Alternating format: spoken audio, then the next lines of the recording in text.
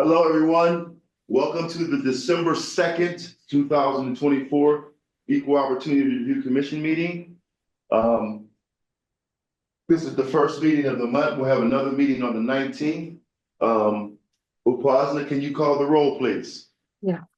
Thank you, Joe. Good morning, commissioners. Thank you all for joining. So if you can please say yes or present. Commissioner Conley.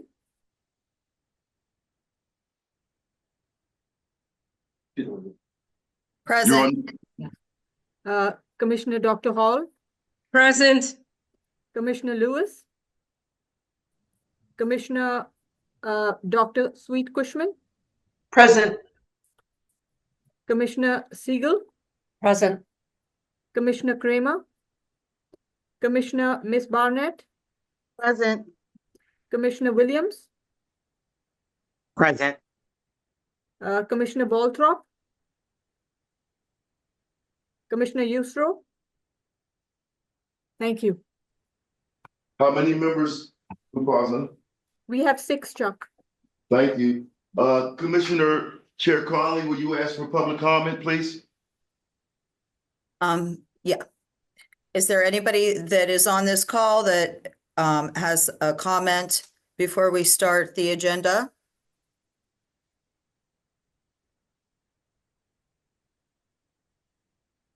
All right, Chuck, no comments. No comments. Thank you, everybody. This project is a disparity study. It's our regional disparity study. It's from the mayor's office. The project manager is here with us, Darius. He's going to give a quick overview of the project, and you guys can see the numbers. Darius? Hey, commissioners. Thank you for pulling together for this special meeting, and thank you for welcoming me in this space.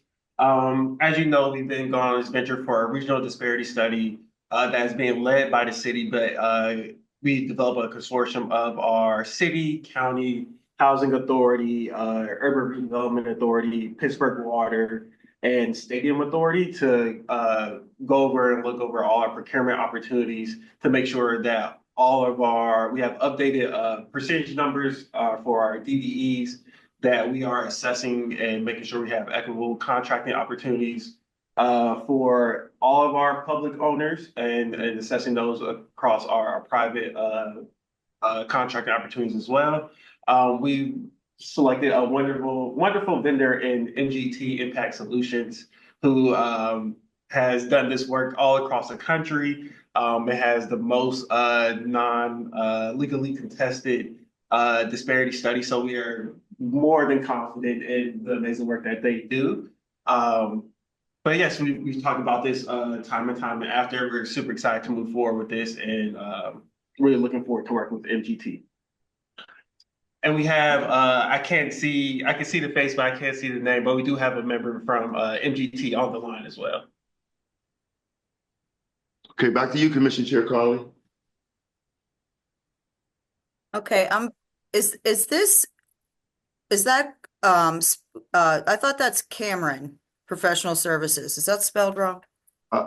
There's Cameron Professional Services and Cameron Professional Management. All right, well, you have it There's spelled. 2 of them. One's an MBE and one's a veteran. I know who they are. Okay. I think you have it spelled wrong on the That's the way agenda. it was spelled when I got it. So I'll redo it. Okay, so what I'd like to know is what this 18.59% MBE, how much of that 18% is going to Execo and how much is going to M. Davis? I believe M. Davis is getting the bigger percentage of that. Okay, and why is that? What are they doing? The prime is on the line. Yeah, well, somebody from MGT like to answer the work that M. Davis is doing versus Execo. Yes, good morning. Vernetta Mitchell, Director with MGT. I am opening the budget right now so I can tell you. Okay. And again, this is Andreas Bernal with MGT, Vice President for our disparity practice area. Just to elaborate, Commissioner, We have currently about 11.81% is going to M. Davis, and then the other percentage is, let me see, I guess the remainder of that Exico would be the 6% or the 7% to make that up, that 18.59. And what M. Davis and Company doing, one of the biggest part of it, and that is why you see that it's 180,000. One of the most important parts of the disparity study is what we call in our industry a custom census availability analysis. And that is literally surveying thousands upon thousands of the vendors in our vendor database to ascertain the race, ethnicity, and gender information. So it's an audit of our information that needs to be done to be as accurate as possible. And we have worked with M. Davis Company before, and that's what primarily they would be doing. And then the other part of that survey work would be the vendor survey. So Exico and M. Davis would be doing both of those two activities. Okay. Commissioners that are on the call, do you have questions? Yes, excuse me. Under the general description, this is Chiquita. Under the general description, it has a consortium of individuals or organizations or departments.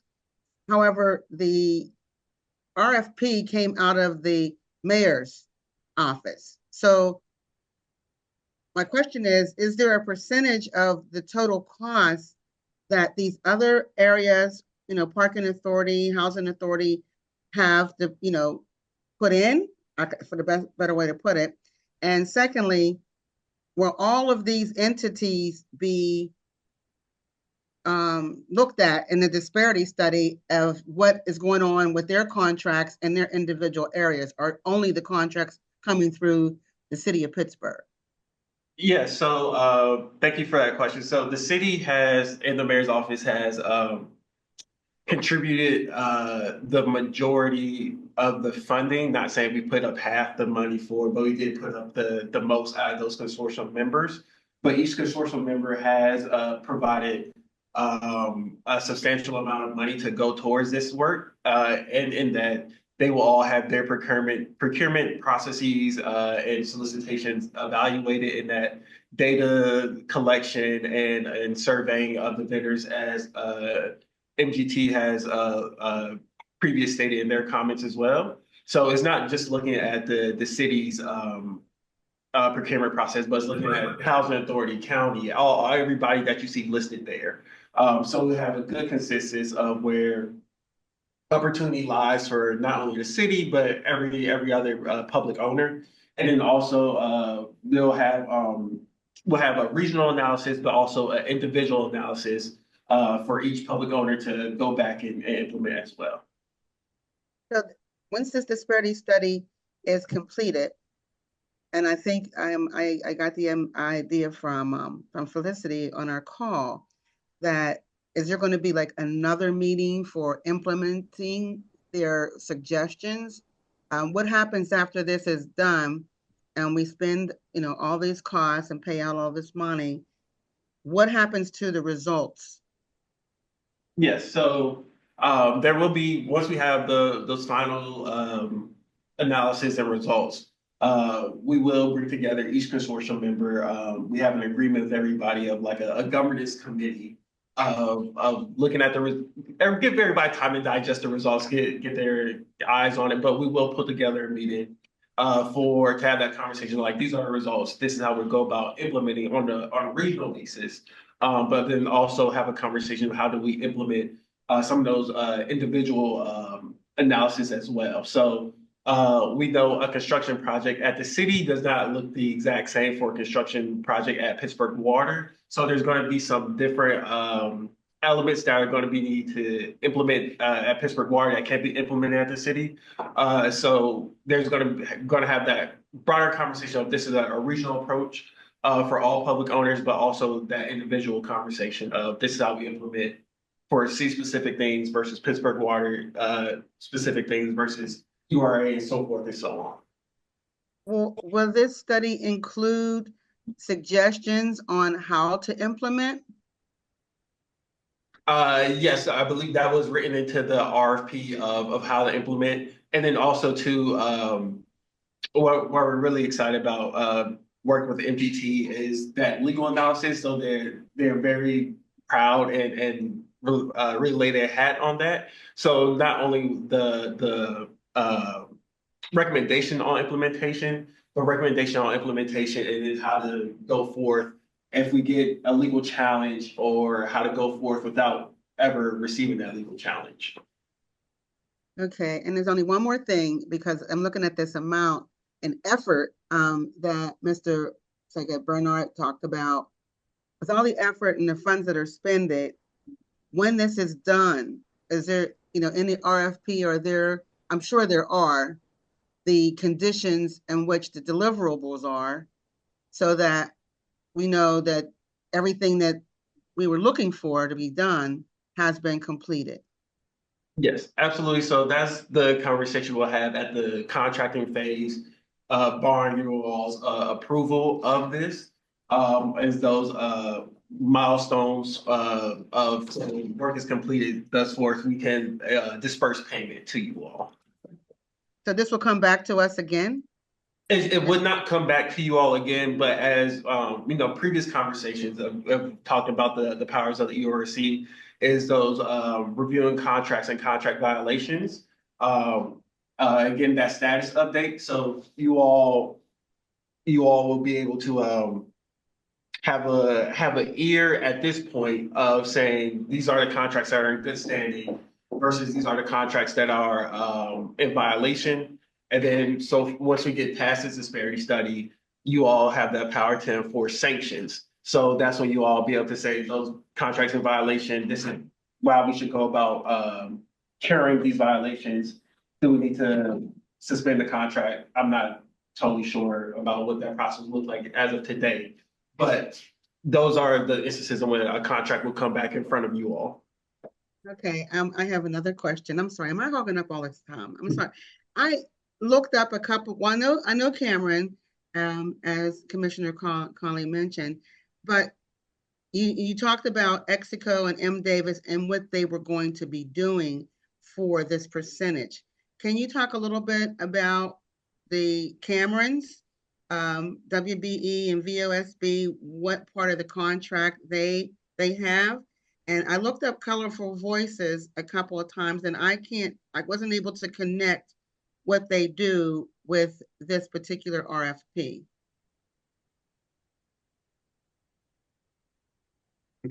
So I'll start off, and Burnett and Corlicia definitely Okay. fill in any gaps that I leave there. One of the most important things in a disparity study, especially now in the legal landscape, is really getting the stories behind the barriers to business based on race, ethnicity, and gender. There's two components, and I'll step back just a little bit quickly to just kind of outline the whole study as a whole and why this is so important, the work that they are doing. There's, like we mentioned, there's a legal component to it.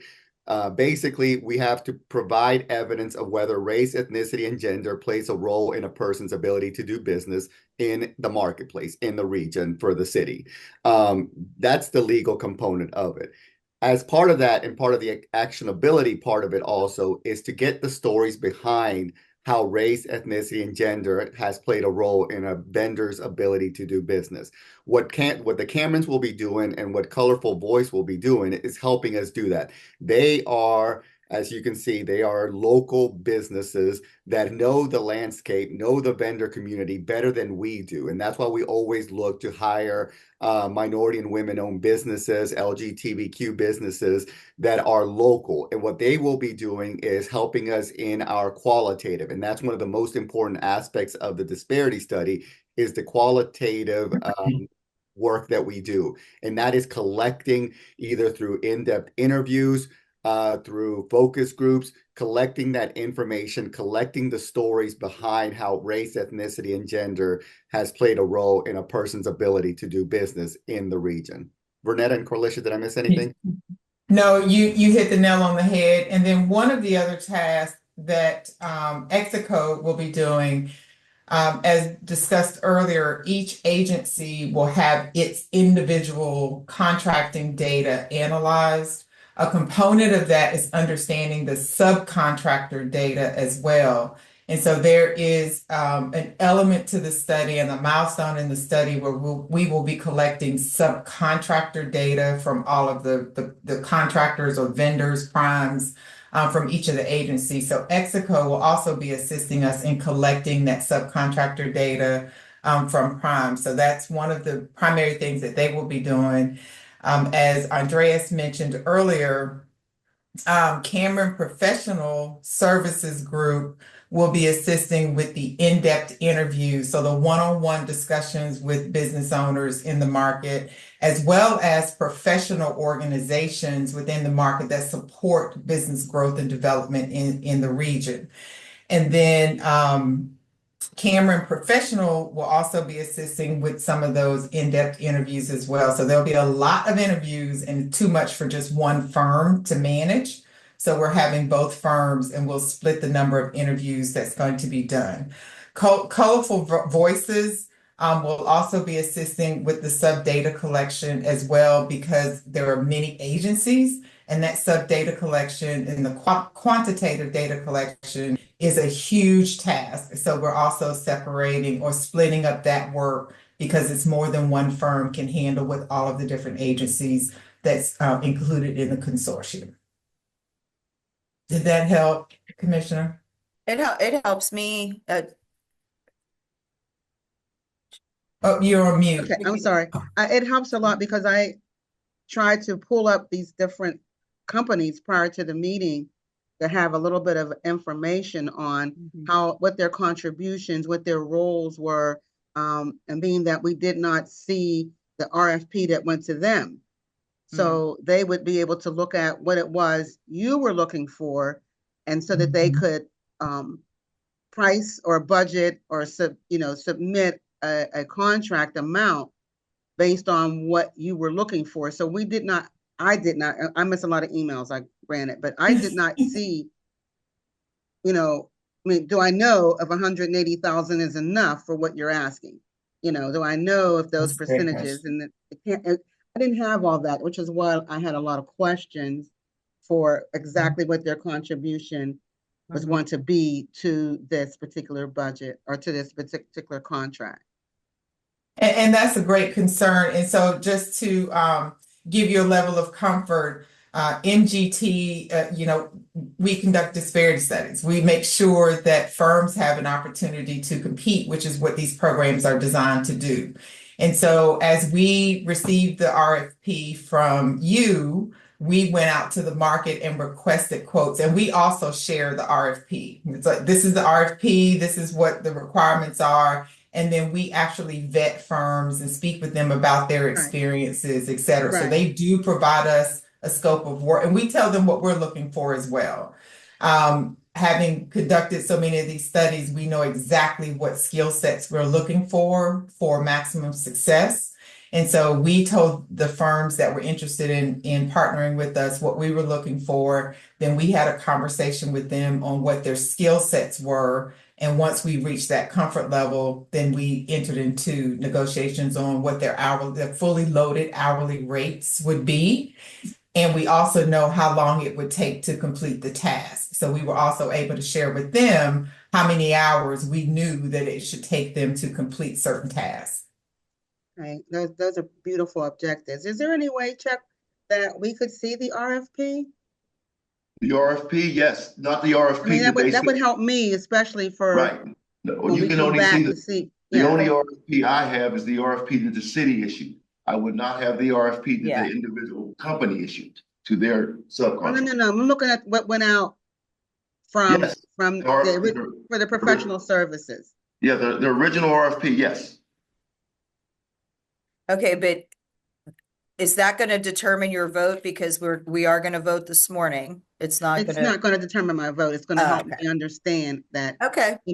I mean, to be able to look at it as it goes and as the updates and things come, and as we, we're going to be holding them to their standard. But if we don't know what the standard is, That's a great point. And I'd also like to add that somewhere along the way, we would also be looking for your influence with your constituents, your business constituents, to participate in the study. So as we go out to businesses to ask them That makes for sense. them to participate in the qualitative, if you have newsletters that go out, or if you're talking with business organizations, to encourage them to participate in the study. Yeah. Chuck, make sure that you relay that to Jim, since he's unfortunately not on this call. One of our commissioners works really closely with minority-owned businesses, helping them get bonded and things of that nature. So he would be Yes. instrumental in that. Any other commissioners? Anybody else have any questions? Yeah, you keep mentioning that, we're looking at race, ethnicity, and gender, and I'm happy to see that we have, contractors or subcontractors that meet the veteran and LGBTQ goals as well. And then also the description here then also says minority-owned and women-owned businesses. I'm just curious whether the study intends to include data collection for veterans and for LGBT businesses, since we do have goals around those two identities as well. That is an excellent question. So a veteran business, a veteran owned business type of goal and program is race and gender neutral. So you don't have to have a study in order to implement those. However, while we are collecting data, we will be also trying to identify what your spend has been with veteran-owned businesses. LGBTQ plus, there is, again, we will be looking at all the data and trying to identify what your spend is there as well. Because that is a newer entry into equitable opportunities, that we have found that there's not a lot of data around LGBTQ or veterans for that matter as well. So that data is very limited, where MWBEs, because MWBE is race and gender based, they are the ones that really have to abide by the 14th Amendment and making sure that no one's being discriminated against based on their race and gender. And so that is definitely why this is MWBE is included. But where data is available, we will also be able to analyze veteran-owned and LGBTQ and where your spend is there. Also, they don't need to have a certification. There's not a certification that exists for them, correct? For LGBTQ? Yeah. Yes, there is. There is through the state. It's a national, I don't know if the state has one yet, but I know there is a national LGBTQ organization, and they do certify firms. Okay. And I believe the VA certifies veteran. The VA certifies veterans, absolutely. Gotcha. And we have a local firm that certifies the LGBTQ plus businesses in the city, and that's Three Rivers Business Alliance. Perfect. So my comment is on the back end, and it's the implementation, because there's so much money and time and data that's going to be collected. And, it's just a comment, no answer probably really needed right now. But the goal here, I hope, is that we're able to identify others who can have opportunities that come out of this whole disparity study.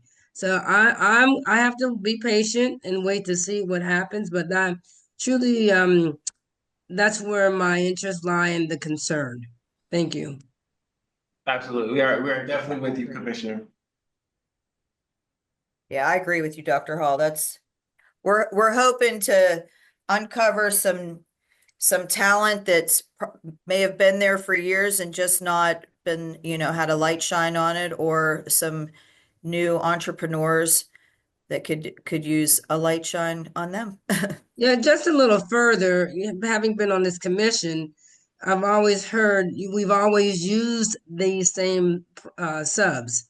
right? So the whole idea is that that's good. You use those subs, and there may be others. So that's where the comment and concern comes from. And Dr. Hall, that is, as far as Cameron, I know that they get used a lot, but both of them have backgrounds in city government, so they are uniquely positioned to be the best probably company for this, because they have so many relationships and have done business with so many of these groups. I think they'll be able to get the information probably faster and more efficiently. So I have a level of comfortability with the Cameron group doing this. All right, anybody else have any questions? No? Can I get a motion? I'll move to approve. Okay, can I get a second? Commissioner Hall, second. All right, Upasna, will you do the roll call, please, for the vote? Yes. Oh, okay. So, Commissioner Conley, Yay. Commissioner Dr. Hall, Yes. Commissioner Dr. Sweet Cushman, Yes. Commissioner Siegel, Yes. Commissioner Miss Barnett, Yes. Commissioner Williams. Yes. Yeah. Commissioner McCants is online. Tracy McCants is on the line. Oh, sorry. Yes. Okay. Sorry, Commissioner Lewis. Okay, I got your yes. Okay, we are good there then. So the project So the passes motion passes. with seven yes votes. Yes. Thank you, MGT. We appreciate you. We look forward to working with you in the future. And Darius will follow up with you. Yep, absolutely. As soon as we get off this call, I will follow up with you all via email. Yes, thank you, everybody, and thank you, commissioners. Thank you. Thank you Have so a much. good day. Thank you. Bye. We Thank can you. ask MGT to get off the call now, if you don't mind. And commissioners, we only have a few updates, and the one is the December 19th meeting. We still have a Okay. December 19th meeting, and we're going to do it in person here in the Learning Lab. Chuck, you're gonna have those really great green beans, and I'm gonna miss it. Yes, we probably will. Ah, darn it. But we're also going to make sure that there's a hybrid component to it.